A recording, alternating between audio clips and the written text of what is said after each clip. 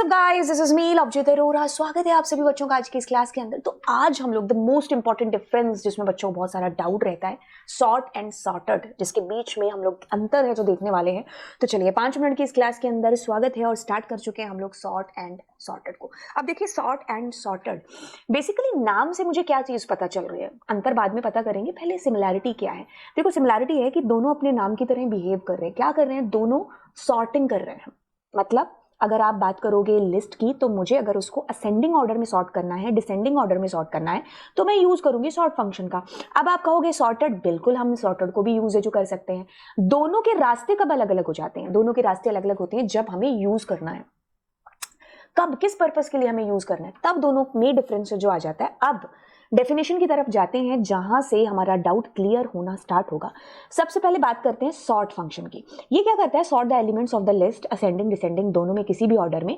ये आपकी जो एक्चुअल लिस्ट है ना, मॉडिफाई कर देता है उसको, ओरिजिनल लिस्ट को मॉडिफाई कर देता है।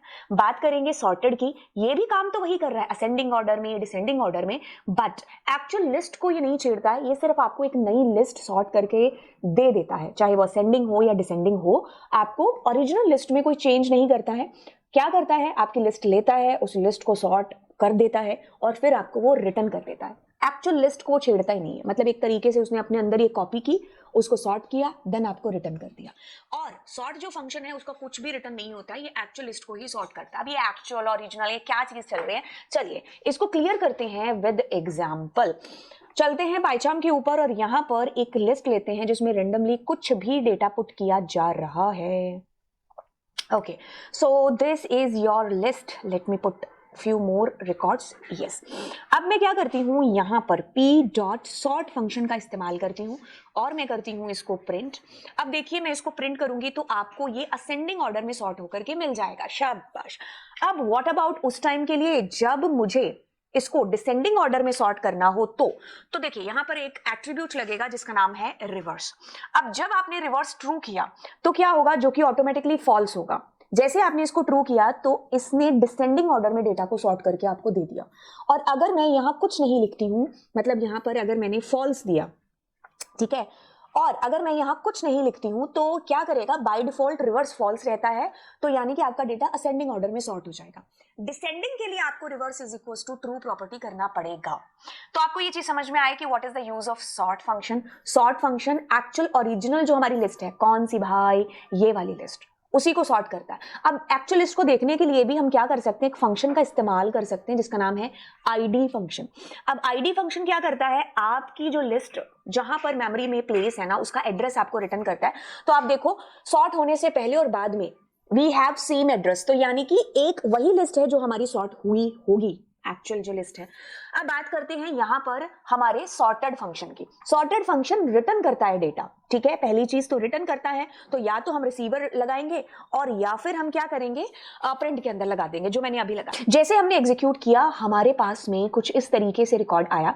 पहले तो ये देखो कि इसने क्या किया, सॉर्ट कर दिया, ठीक है, सॉर्ट कर दिया। ओके, अब एक और चीज आपको बताऊं, यहाँ मेमोरी एड्रेस आपका सेम आ रहा है। सेम आने के पीछे का कारण ही यही है कि इसने आपकी ओरिजिनल लिस्ट को छेड़ा ही नहीं है। तो बजाय में इसका मेमोरी एड्रेस प्रिंट कराने के, अगर साथ में प्रिंट करा देती हूँ, हमारी पी को प्रिंट कराती हूँ, ठीक है, मतलब ये वाला जो पी प्रिंट कराया मैंने, लेट मी यहाँ पर आफ्टर चेंज ऐसा लिख देते हैं, ठीक है, और आफ्टर चेंज या आफ्टर सॉर्टिंग, जो भी आप लिखते हैं, सॉर्टिंग से पहले एक,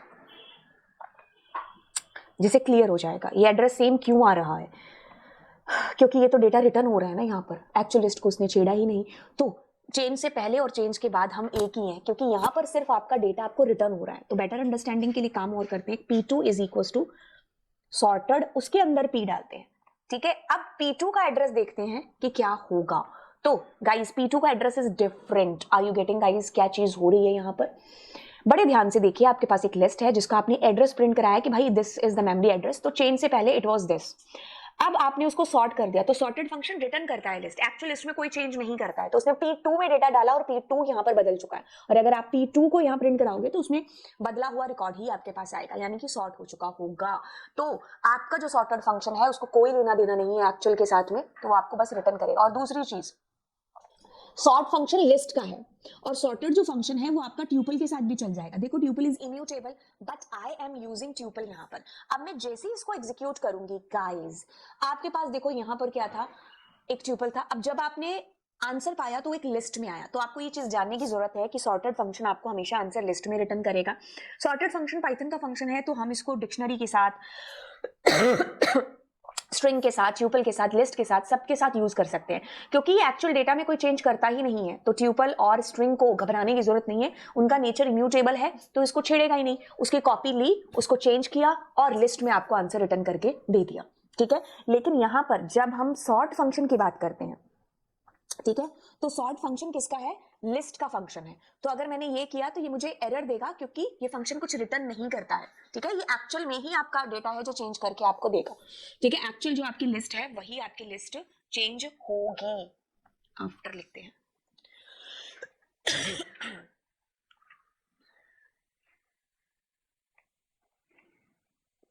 अच्छा sorry, this is coming why, because this is a tuple. तो what I need to do, I need to change it into a tuple, क्योंकि sorry into a list. Tuple is immutable and tuple के अंदर we don't have sort function, ठीक है। Okay, तो अब summarise करते हैं। सॉर्ट फंक्शन आपकी एक्चुअल लिस्ट को मॉडिफाई करता है और आपको कुछ भी रिटर्न नहीं करता है, ये लिस्ट का फंक्शन है।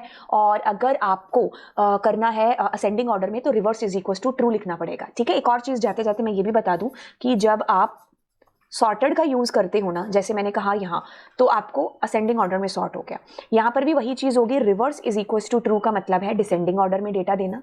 और अगर आप कुछ नहीं लिखते हो और रिवर्स फॉल्स कर देते हो, तो ये असेंडिंग ऑर्डर में डेटा आपको देगा, ठीक है। असेंडिंग डिसेंडिंग तो दोनों में चल जाएगा।